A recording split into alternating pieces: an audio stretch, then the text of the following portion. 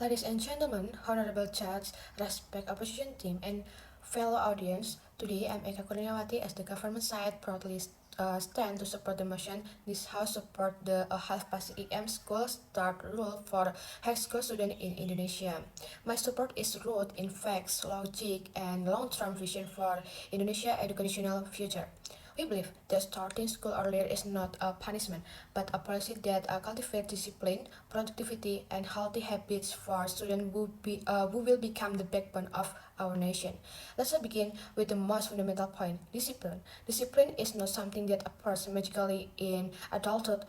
It must be instilled from a young age. Starting school at a half past 6 a.m. is a realistic way to train students to wake up early, manage their time effectively, and build responsibility. In real life, most professions start between 7 to 8 a.m. If students are used to waking up late, this creates a habit that will be difficult to break in the future. By normalizing early start in school, we are preparing students for the rhythm of the real world.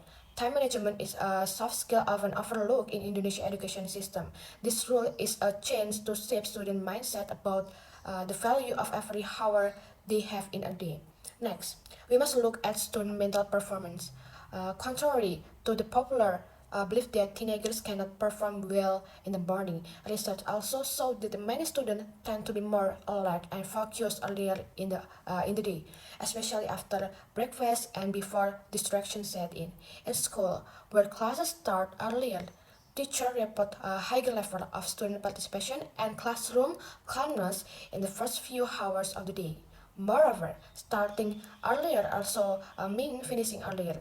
This gives students the afternoon to rest, pursue extracurricular activities, join community service, explore hobbies, or simply spend more quality time with their families. Instead of coming home late and being forced to complete homework while already tired, students can manage their study time better.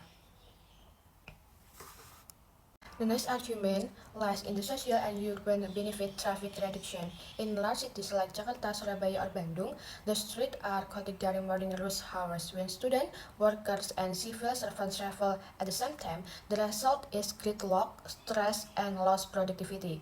By separating school start time from the usual 7 until 8 a.m. commuting schedule, we can reduce congestion on the road. Fewer cars mean a faster travel, less fuel burn, and reduced carbon emission. It's not only about student punctuality. This policy also positively affects the environment and national productivity. Furthermore, the half past 6 a.m. rule promotes a healthier lifestyle. Teenagers nowadays spend excessive time on their phones at night, scrolling endlessly through social media, watching YouTube, or playing game. Without proper sleeping habits, they are slowly damaging their mental and physical health. If students know they must wake up early for school, they will naturally shift to earlier sleeping routines.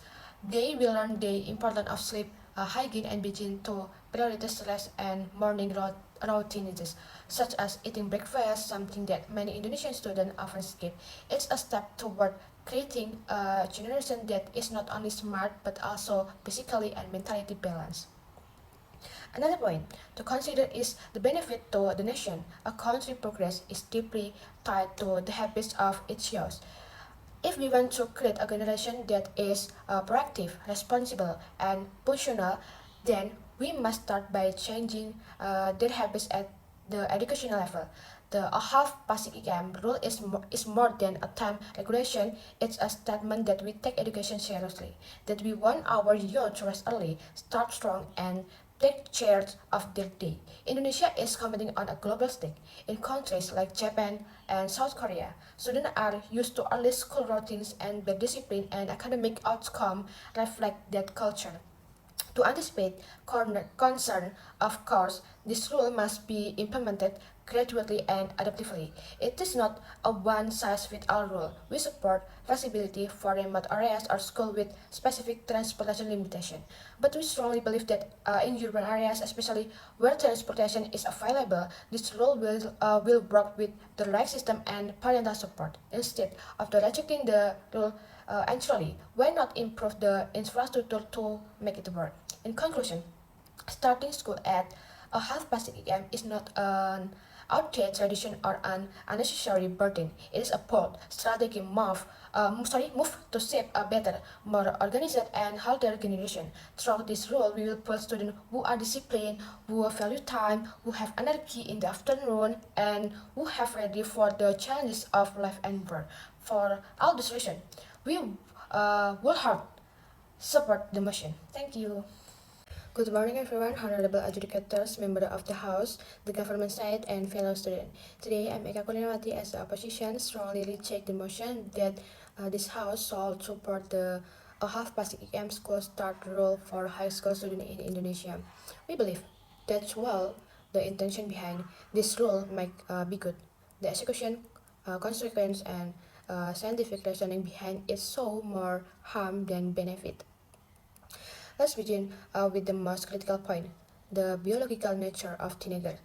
Research from Global Sleep Institute, including Stanford University and the American Academy of Pediatrics, confirm that teenagers naturally tend to fall asleep and wake up later due to hormonal change during puberty, forcing them to wake up at 4 or 5 a.m. so they can reach school by a half past a.m. goes against their biological rhythm.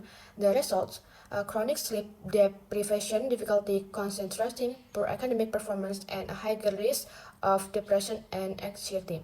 The government wants students to be more productive, but how can they perform well when their parents are not even fully awake? Secondly, let's talk about mental health. Indonesia is already facing a serious youth mental health crisis. Students experience high level of academic pressure, family expectation, and peer stress. Adding forced early wake-up times only worsens the situation. Sleep deprived teenagers are more irritable, more anxious, and more emotionally unstable.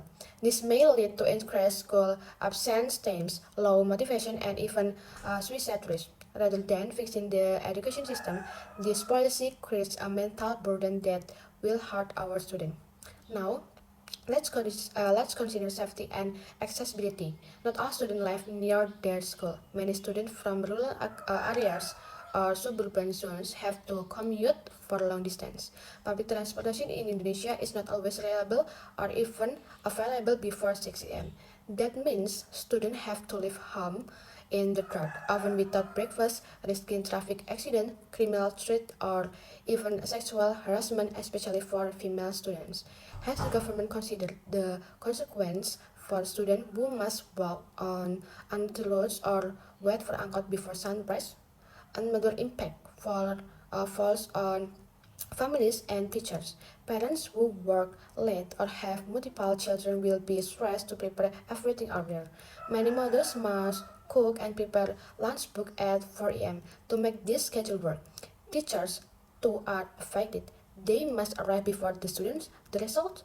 Everyone is more tired, less focused, and more prone to burnout. This schedule is inhumane, especially for the low-income families who already struggle with daily routines.